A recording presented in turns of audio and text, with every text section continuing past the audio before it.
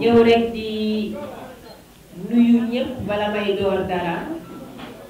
di nuyu sama xarit sama càmmiñ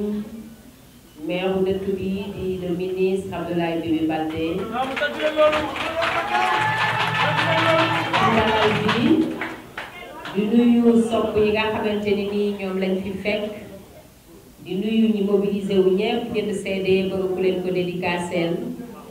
di nuyu it journaliste yi di leen gërëm di leen sant seen teewaay seen taxawaay aussi jaarale ci festival Kolda ngir présenté leen sama album bi nga xam ne mooy album terroir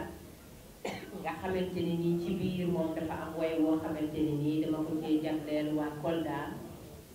mu di Jombajo nga xamante ni nii ci seen folklore national la bokk ci way yi nga xamante ni nii vraiment bokk na ci yi ma gën a neex ci album bi te bokk na ci yi nga xam ne gën nañ ko apprécier fii ci album bi monsieur le ministre nag mën naa ne moom moo bokk ci ñi nga xam ne ñoo njëkk a jënd seen CD jëndal ndaw yi ñëw boo ndaw yi ñëw ñëpp jëndu album bi kon monsieur le ministre maa ngi lay gërëm sa taxawaay di la gërëm sa kóllëre di la gërëm sa respect sa cër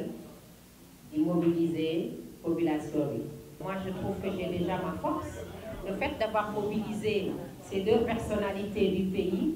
à travers ma musique, grâce à mon image, ces hommes et ces femmes est déjà une force extraordinaire. C'est pas n'importe qui peut le faire et qui peut arriver à le faire. Enfin, pourquoi la chanson Jombajo? Parce que quand j'étais ici à Kolda, il y avait beaucoup de chansons koldoises qui m'ont inspirée. Mais celle qui m'a le plus parlé, parce que j'avais l'embarras du choix, parce que le répertoire koldois est très riche, mais celle qui m'a le plus parlé vraiment c'était Jombajo. Je me suis dit tiens, j'ai l'embarras du choix,